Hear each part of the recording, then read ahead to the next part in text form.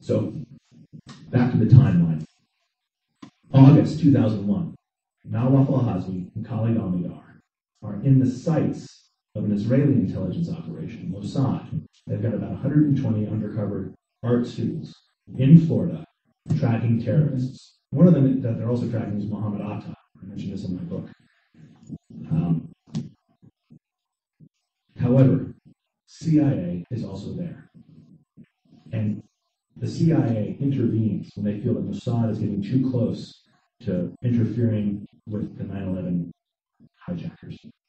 And the CIA preemptively deports all 120 Israeli spies. The Mossad responds by flipping the CIA the bird by publishing a list, an extensive list of about 19 or 20 hijackers planning an attack in the U.S., and the hijackers are already in the U.S., and so the CIA is embarrassed. And at that point, does the CIA put the names Nawaf al-Hazmi and Khalid al-Mihdhar on the terrorism watch list? A couple of years ago, congressional testimony came out. It was kind of a subcommittee, low level, didn't make the mainstream media. But Representative Kurt Weldon, kind of a maverick from Pennsylvania, held testimony around the Able Danger operation. Show of hands, who's heard of Able Danger? Okay, good. But for those of you who've never heard of it, this is another big smoking gun, and it's a huge part of this pattern of federal protection over the patsies. Because Able Danger was the U.S. military's best and brightest. This was the Defense Intelligence Agency. And these guys were, fired up to find Al-Qaeda. In the early 2000s, they did open source intelligence and data mining. They used all these, mathematical programs and the internet and all these sources of data. And they found Al-Qaeda was already in the U.S. And they show up at a meeting with their superiors with a big chart with faces and names. And for some reason, when they show up, their superiors have put yellow sticky notes, Post-its, over the faces and names of certain Al-Qaeda operatives. And can you guess which faces and names were covered up? Mohammed Atta. Very good. And can you name two more? No. Well, I'll give you a hint. Nawaf al-Hazmi and Khalid al-Mihdhar. Very good, very good. I can't pronounce them, so I know. People have that problem, but we got to learn a little bit of Arabic. If I say assalamu alaikum, you say? Walaikum salam. Very good, very good. Excellent. We're not in small town California anymore. Finally, I got to say that I'm friends with Joe Trencho. He wrote Secret History of the CIA. He wrote a great book called Prelude to Terror. And he did a new book called Unsafe at Any Altitude. It's a book about aviation safety. And it's kind of like a very careful book, because I was really expecting a 9/11 book at this time. But instead, he wrote this book about aviation safety. But he slipped in a little nugget of information in the middle of the book. Nawaf al-Hazmi and Khalid al-Mihdhar, says Trencho, were agents of the Saudi GID. I was like, what are your sources? He was like, my sources are inside Western and Saudi intelligence. And this guy is really the top of the game. This guy was close to CIA Monkey Muck, Jesus Angleton, Faces of Good Shepherd, a movie.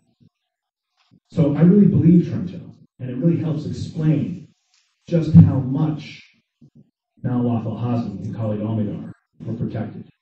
So let's remember, they were protected by CIA in Malaysia of 2000. They were protected by FBI in Shreveport and in San Diego. They were protected by CIA from Mossad in August, and they were protected from the DIA by Pentagon top brass. Now, Ray McGovern, the former CIA operative, said, well, you have to understand that intelligence is about, well, oftentimes there's an international kind of cooperative arrangement where if I'm not able to do an operation in my own country, I will ask other intelligence operatives to do the operation. And that's what 9/11 really was. It's not quite as cut and dry as Bush knew, but I do believe Cheney and Rumsfeld had a big part of this. It was definitely an international arrangement, and it was definitely headed up by the darker elements of the rabid right wing of our country's political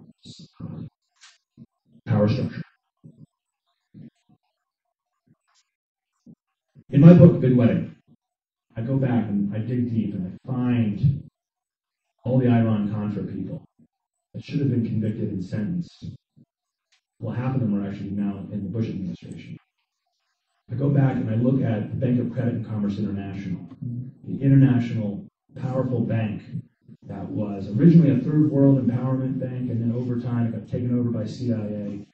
It was dealing in international arms deals and narcotics and heroin.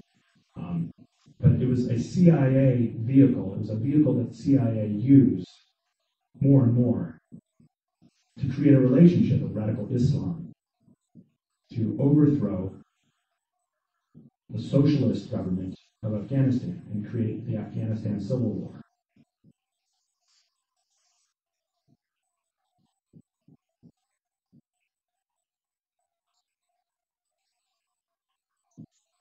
The same kind of international power structures, the same kind of power struggle, it's really what's at the heart of the modern world and at the heart of the 9/11 tragedy. We're talking here about a multi-trillion-dollar deal in oil.